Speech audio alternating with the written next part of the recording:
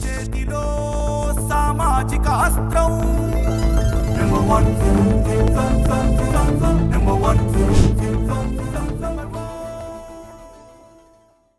నమస్తే, welcome to number one news. Tirumala Tirupati దేవస్థానం, ఈ దేవస్థానానికి ఎంత ప్రాముఖ్యత ప్రాధాన్యత ఉందో దాని గురించి ప్రత్యేకంగా చెప్పనవసరం లేదు. కానీ తిరుమల తిరుపతి దేవస్థానంలో తరచు ఏదో ఒక ఘటన జరుగుతూనే ఉంది.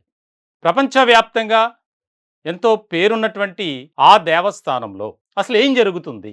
ఏదో ఒక ఇష్యూ, కల్తీ నెయ్యి, తొక్కిసిలాట, లేదంటే ఫేక్ లెటర్స్తో దర్శనాలు, రకరకాల ఇన్సిడెంట్స్ జరుగుతున్నాయి. తాజాగా ఒక ముఖ్యమైనటువంటి పరిణామం చోటు చేసుకుంది. అదేంటంటే తిరుమల తిరుపతి దేవస్థానానికి సంబంధించినటువంటి గో సంరక్షణ శాలలో గోవులు తరచూ మృతి చెందుతున్నాయి. చాలా బాధాకరమైనటువంటి విషయం ఇది. కోట్లాది రూపాయలు ఆదాయం వచ్చేటువంటి ఆలయం తిరుమల తిరుపతి దేవస్థానం. ఎంతోమంది ఎంతో ముఖ్యమైనటువంటి ఆలయంగా భావించి దర్శనాలకు వెళ్తూ ఉంటారు.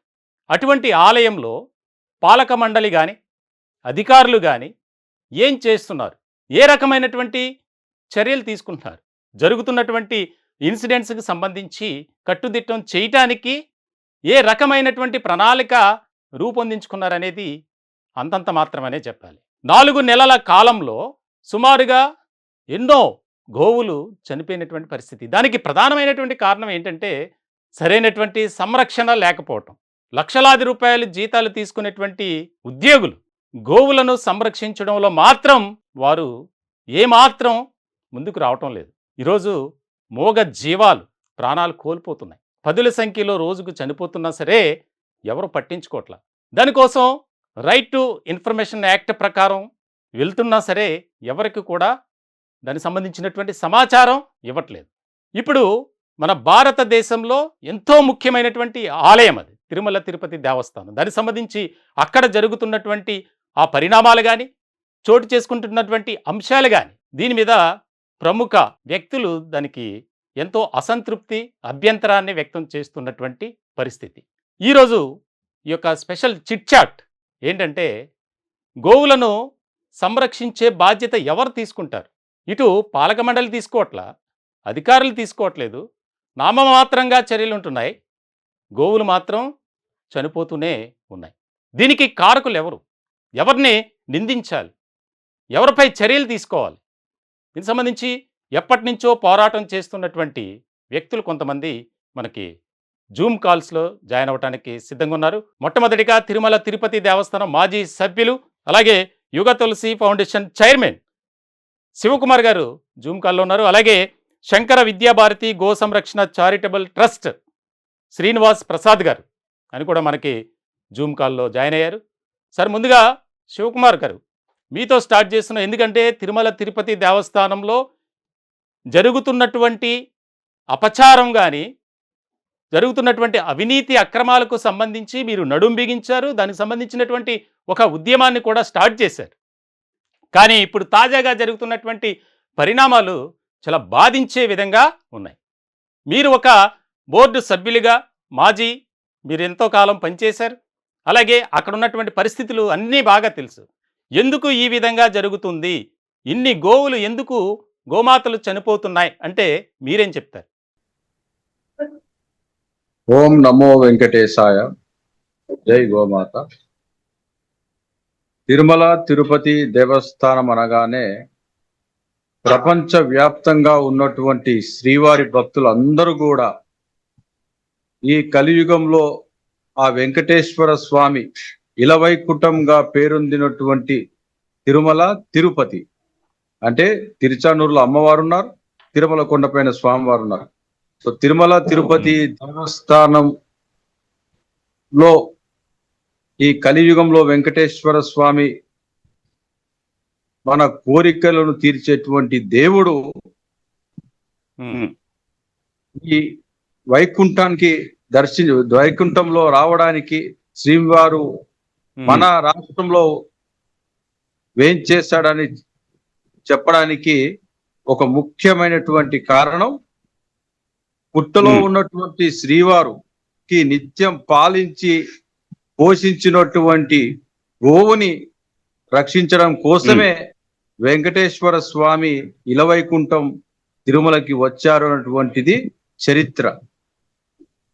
గోరక్షణ చేసినటువంటి గోవిందుని బాటలో నడవలసినటువంటి ఈ పాలకులు అది మర్చిపోయారు. గోసేవే గోవిందుని సేవ. కానీ ఈ రోజు తిరుపతిలో తిరుమల తిరుపతి దేవస్థానం ఆధ్వర్యంలో నడుస్తున్నటువంటి ఎస్వి గో సంరక్షణశాల గోవధశాలగా మారిందని చెప్పడానికి చాలా బాధ అనిపిస్తుంది. ఇది చాలా దుఃఖమైనటువంటి సంఘటన. రోజు పదుల సంఖ్యలో గోవులు చనిపోతున్నాయి. దాన్ని సంరక్షించవలసినటువంటి బాధ్యతలో ఉండవలసినటువంటి అధికారులు అక్కడ లేకపోవడం, టిటిడిలో వేల కోట్ల రూపాయలు అనేక ట్రస్టులకి శాంక్షన్ చేస్తూ ఆ డబ్బులని సద్వినియోగం చేయవలసినటువంటి ఈ అధికారులు ప్రాపర్ గా అక్కడ అధికార యంత్రాంగం పర్యవేక్షణ లేకపోవడం వల్ల ఈ రోజు తిరుమలలో అనేక గోవులు చనిపోతున్నటువంటి విషయాన్ని ఈ రోజు మాకు వాట్సాప్ సోషల్ మీడియా ద్వారా మాకు ఫోటోలు వచ్చాయి. అవి చూసినటువంటి మరుక్షణమే మనసు చెలించిపోయి మా వెంకటేశ్వర స్వామి గోవులని రక్షించి మనందరం కూడా గోవులను రక్షించాలి, సంరక్షించాలనేటువంటి బాటలో నడుపుతున్నటువంటి స్వామివారి బాటలో మేమందరం నడవాలనుకున్నటువంటి మాలాంటి శ్రీవారి భక్తులకి ఈ రోజు చాలా దుఃఖంగా బాధపడుతూ ఈ రోజు తమ ముందుకి రావడం కూడా మాకు చాలా బాధ అనిపిస్తుంది.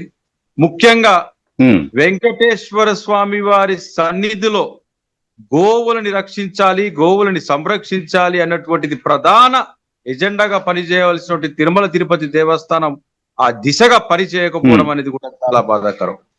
సాక్షాత్తు రాష్ట్ర ముఖ్యమంత్రి శ్రీ నారా చంద్రబాబు నాయుడు గారు చెప్పినటువంటి మాటలు విని దేశవ్యాప్తంగా శ్రీవారి భక్తులు ఒక్కసారి ఉలిక్కిపాటు గురైనటువంటి విషయం నేను మరొకసారి గుర్తు చేస్తున్నా. తిరుమల తిరుపతి దేవస్థానంలో ఉన్నటువంటి ఆ యొక్క గో సంరక్షణ శాలలో ఏం జరుగుతుంది? అక్కడ గోవులు ఎందుకు చనిపోతున్నాయి? ఎందుకు సరైనటువంటి సంరక్షణ లేదు? లక్షలాది రూపాయల జీతాలు తీసుకుంటున్నటువంటి అధికారులు కానీ సిబ్బంది కానీ వాటి యొక్క బాగోగులు చూసుకోవట్ల. చూస్తున్నాం ఎంత దయనీయమైనటువంటి పరిస్థితి ఉందో. అక్కడ గోవులు ఆకలితో అలమటిస్తూ ప్రాణాలు కోల్పోతున్నటువంటి దుస్థితి. మూగ జీవాలు అక్కడ తిరుమల తిరుపతి దేవస్థానంలో ఏ రకమైనటువంటి వాతావరణం ఉండాలో అక్కడ లేదు. తరచూ వివాదాలే, అనేక రకాల అవినీతికి సంబంధించి అక్రమాలకు సంబంధించి వెలుగులోకి వస్తూనే ఉన్నాయి. 2019 నుంచి 2024 వరకు ఒక రకమైనటువంటి విధానం ఉంది. సరే, కూటమి అధికారంలోకి వచ్చింది, అక్కడ పరిస్థితులన్నీ మారుతాయి. తిరుమల తిరుపతి దేవస్థానంలో భక్తులకు సరైనటువంటి వసతులు సౌకర్యాలు ఏర్పాటు చేస్తారు అనుకున్నారంతా. అవి అంతంత మాత్రమే. మూగ జీవాలపై కూడా అక్కడ ఉన్నటువంటి సిబ్బంది పాలక మండలి ఏ రకమైనటువంటి నిర్లక్ష్యం వహిస్తుంది, అలసత్వం చూపిస్తున్నారనేది ప్రత్యక్ష ఉదాహరణలు మనం చూస్తూనే ఉన్నాం. దాదాపుగా 4 నెలల నుంచి చనిపోతున్నాయి. ఆ విషయాలు చాలా గోప్యంగా ఉంచుతున్నారు, ఎక్కడా కూడా బయటికి రానివ్వట్ల. ఇక గో సంరక్షణ శాలలో జరుగుతున్నటువంటి ఈ యొక్క గో మరణాలు, వాటికి సంబంధించి రైట్ టు ఇన్ఫర్మేషన్ యాక్ట్ ప్రకారం అప్లై చేసినా సరే అక్కడ ఉన్నటువంటి అధికారులు ఏ రకమైనటువంటి స్పందన లేదు. దీనికి సంబంధించే ఈరోజు నెంబర్ 1 న్యూస్ ఒక రకమైనటువంటి చర్చా వేదిక. ఎందుకు ఈ విధంగా జరుగుతుంది అనే దాని మీద ఒక సమాజానికి తెలియజేయాలి. అలాగే అక్కడ అధికారులకు కనువిప్పు కలుగు చేయాలి. ఇప్పటికైనా స్పందించండి. అధికారులు ఏం చేస్తున్నారు? పాలక మండలి మారింది, చైర్మన్ కొత్త ఆయన వచ్చారు. ఎంతో పవిత్రంగా చూడాల్సినటువంటి ఆ తిరుమల తిరుపతి దేవస్థానంలో ఏం జరుగుతుంది? దీనికి సంబంధించే మనం చర్చిస్తున్నాం. ఇప్పటివరకు టీటీడీ మాజీ సభ్యులు శివకుమార్ గారు మాట్లాడారు, ఆయన అభిప్రాయాన్ని వ్యక్తం చేశారు అక్కడ జరుగుతున్నటువంటి ఆ యొక్క మరణాలకు సంబంధించి. అలాగే ఇప్పుడు శ్రీనివాస్ ప్రసాద్ గారు శంకర విద్యాభారతి గో సంరక్షణ చారిటబుల్ ట్రస్ట్, ఆయన కూడా ఎంతో ఆవేదన వ్యక్తం చేస్తున్నారు, ఆందోళన చెందుతున్నారు. రానున్న కాలంలో అక్కడ ఉన్నటువంటి గోవులన్నీ చనిపోయే ప్రమాదం ఉంది. ఎటువంటి స్పందన లేకపోతే అధికారులు స్పందించాలి, కళ్ళు తెరవాలి అని చెప్పి డిమాండ్ చేస్తున్నారు. సార్ నమస్తే సార్. నమస్కారం అండి. నమస్తే సార్, చాలా బాధాకరమైనటువంటి విషయం. ఎందుకనంటే ఇప్పుడు మనం చూస్తున్నాం శ్రీ వెంకటేశ్వర గో సంరక్షణ శాలలో ఏం జరుగుతుంది, ఎందుకు గోవులు చనిపోతున్నాయి అనే దాని మీద మనం చర్చిస్తున్నాం. మీ అభిప్రాయం ఏంటి? ఎందుకనంటే కోట్లాది రూపాయలు ఆదాయం వచ్చేటువంటి ప్రపంచంలో అత్యంత ఉన్నతమైనటువంటి దేవస్థానం తిరుమల తిరుపతి దేవస్థానం. ఆ దేవస్థానానికి సంబంధించినటువంటి గో సంరక్షణ శాలలో ఏం జరుగుతుంది? అంతా అయోమయంగా మారినటువంటి పరిస్థితి. మీ అభిప్రాయం ఏంటి సార్? జై గోమాత, గావో విశ్వస్య మాతరః. గోమాత విశ్వానికే తల్లి. ద్వాపర యుగంలో మనకి కృష్ణుడు చిన్నతనంలో చాలా గోవులతో ఆయన రమించి వాటిని పెంచి పేరుతో పిలిచి గోవు లేకుండా గోవిందుడు లేడు అనిపించే విధంగా గోపాలన చేసి గోపాలుడయ్యాడు, గోవర్ధన చేసి గోవర్ధనుడయ్యాడు.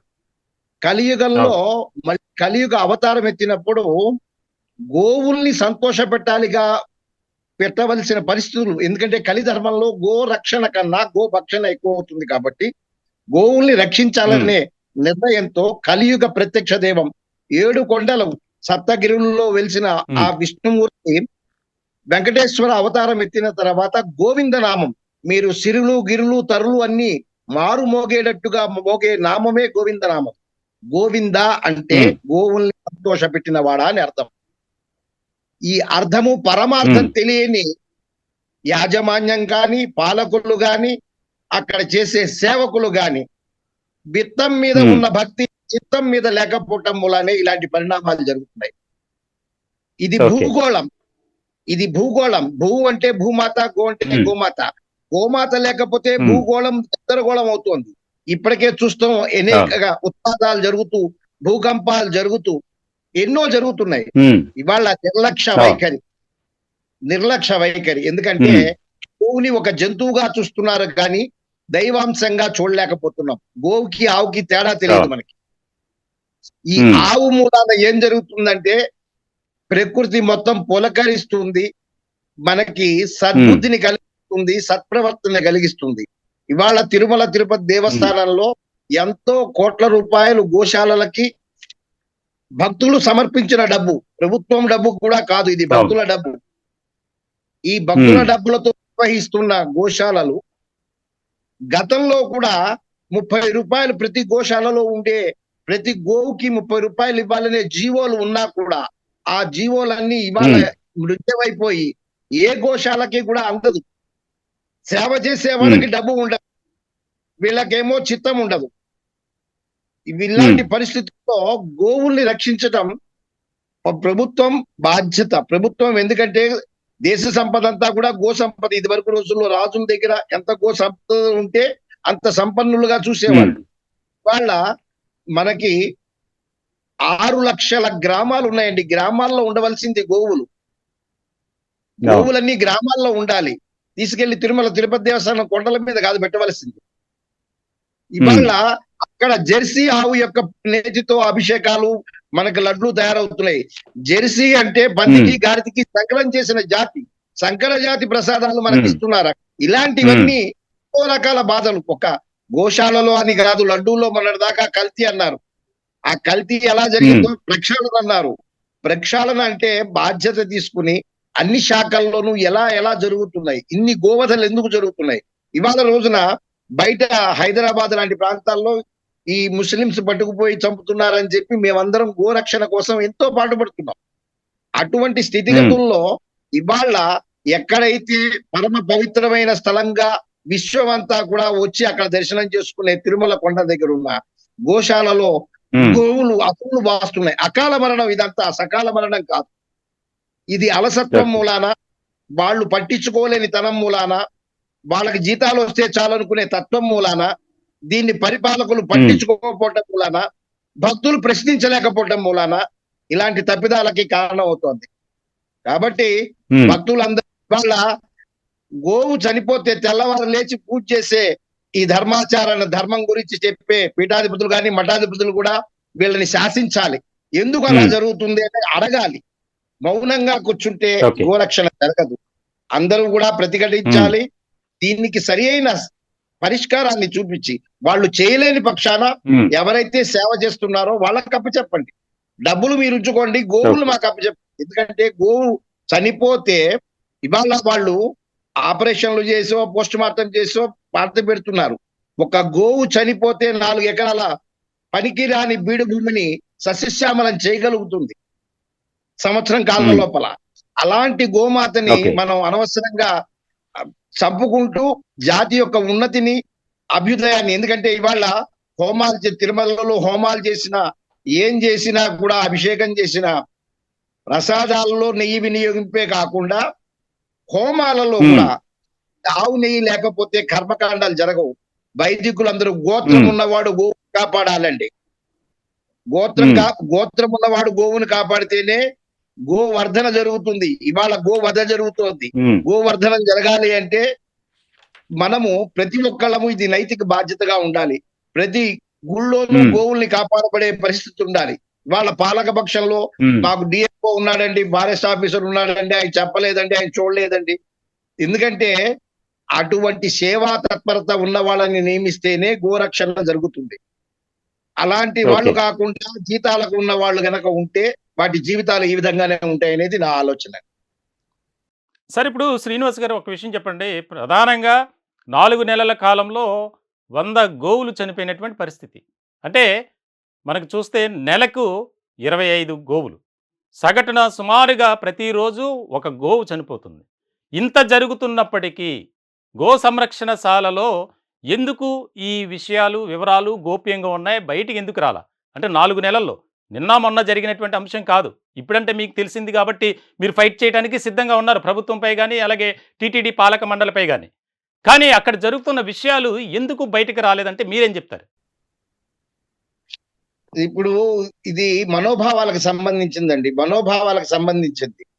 ఇప్పుడు ఎవరో బయట వాళ్ళు చేస్తే మనం అందరం వాటిని ప్రతిఘటించడానికి ముందుకు వెళ్తాం. అందుకనే నేను చెప్పా, ధర్మాచారులు, అక్కడ ఉండే పీఠాధిపతులు, మఠాధిపతులు వీళ్ళందరూ కూడా స్పందించవలసిన తరుణం ఆసన్నమైంది. ఎందుకంటే గోసేవ తెల్లవారు లేస్తే ప్రతి పీఠాధిపతి గోపూజ చేయకుండా బయటికి రాడు. అటువంటి పీఠాధిపతులు కానీ మఠాధిపతులు కానీ, ఎందుకంటే పాలకుల్ని వాళ్ళు అనుశాసనం చేయవలసిన అవసరం ఉన్నది ఇవాళ.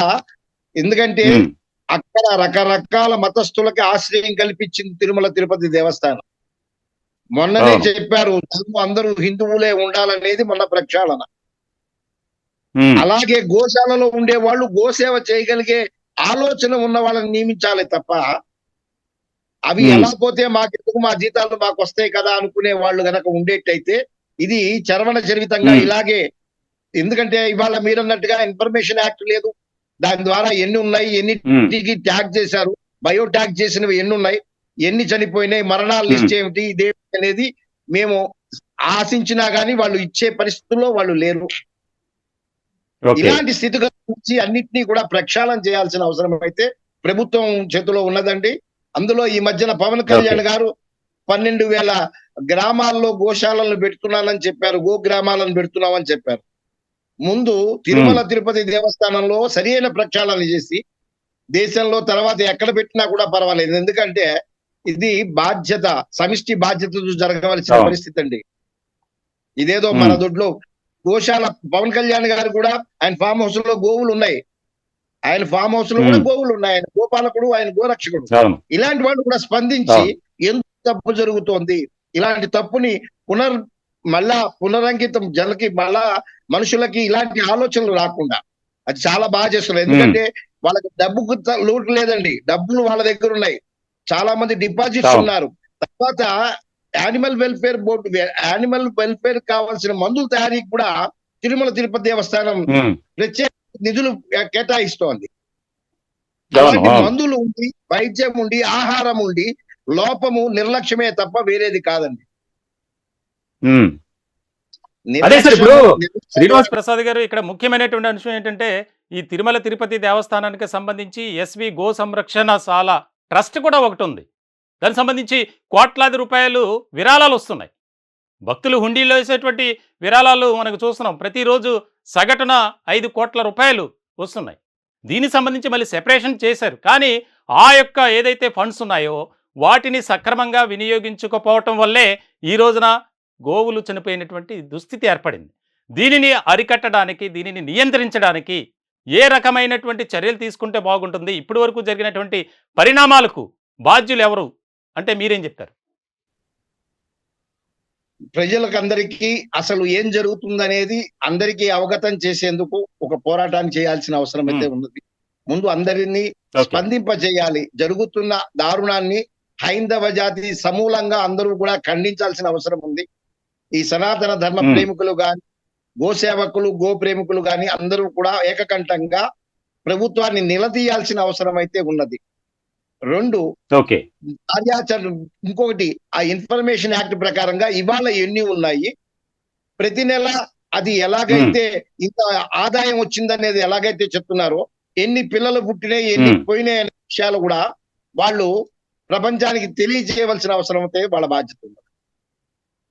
సో అందుకని మేము అందరం కలిసి గో నిర్వాహకులందరం, ఏవైతే ఉన్నాయో గోశాల నిర్వాహకులందరం కలిసి ఒక కమిటీగా ప్రభుత్వాన్ని ప్రశ్నించాలనే ఒక ముందు ప్రయత్నం మాకేంటంటే, మంచి జరగాలి, గో సంపదని మనం పెంచుకుందామని. ఇవాళ కూటమి ప్రభుత్వం అండి, దానిలో బీజేపీ వాళ్ళు కూడా దానిలో ఉన్నారు. వాళ్ళకి బాధ్యత ఉన్నది.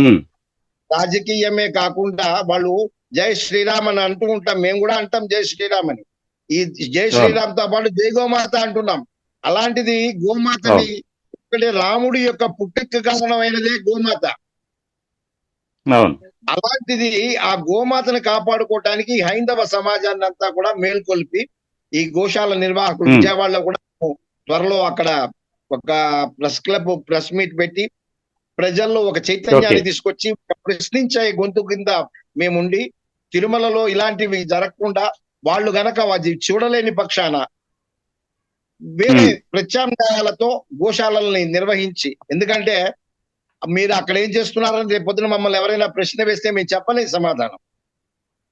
అవి చనిపోయిన తర్వాత ఏం చేయాలి, ఏం చేస్తే సమాజానికి హితం అవుతుందో అనేది కూడా అది వాళ్ళు ఆలోచించాలి.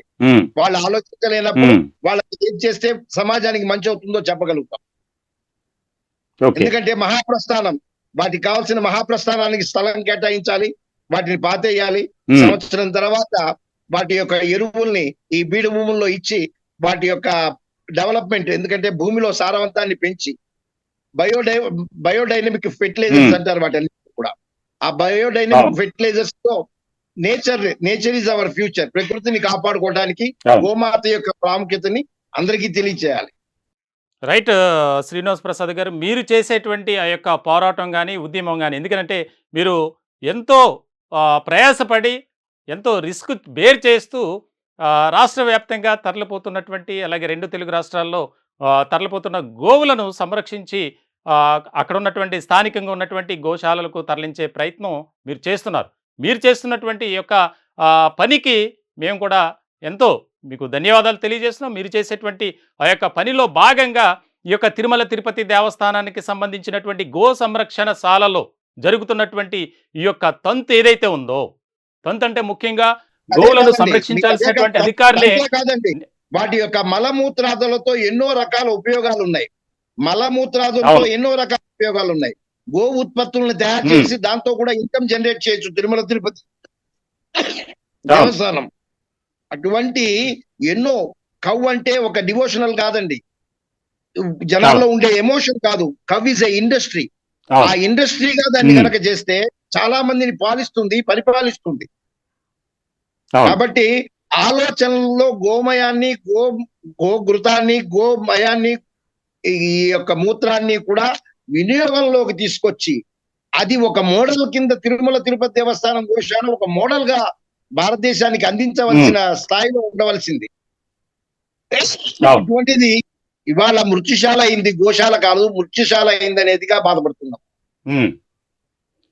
మీ ఆవేదనను కూడా మేము అర్థం చేసుకోగలం. ప్రధానంగా మీరు చేస్తున్నటువంటి ఈ పనికి ఖచ్చితంగా సామాన్యుడి చేతిలో సామాజిక అస్త్రం నెంబర్ 1 న్యూస్ తరపున మేము కూడా నడుం బిగించి తిరుమల తిరుపతి దేవస్థానంలో గో సంరక్షణశాలలో జరుగుతున్నటువంటి ఈ యొక్క మృత్యు మృదంగం ఏదైతే ఉందో దానికి సంబంధించి అరికట్టడానికి, నియంత్రించడానికి మా వంతుగా మేము కూడా ఒక బాధ్యత తీసుకుంటామని చెప్పి ఈ సందర్భంగా మీకు తెలియజేస్తున్నాం. అలాగే పాలకులకు, అక్కడ ఉన్నటువంటి అధికారులకు మేము విన్నవించుకునేది ఒకటే.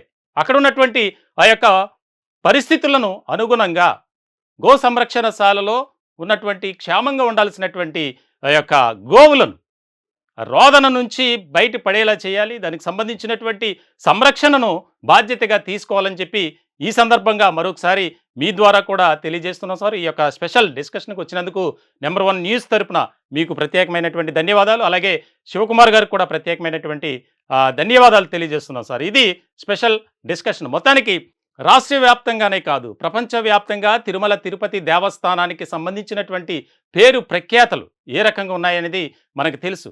అటువంటి పరిస్థితుల్లో తరచూ ఏదో ఒక వివాదం, ఏదో ఒక అవినీతికి సంబంధించి, అక్రమాలకు సంబంధించినటువంటి అంశాలే వెలుగులోకి వస్తున్నాయి. తాజాగా మరొక బాధాకరమైనటువంటి, దయనీయమైనటువంటి పరిస్థితి అంశం ఏంటంటే గోవులు చనిపోతున్నాయి.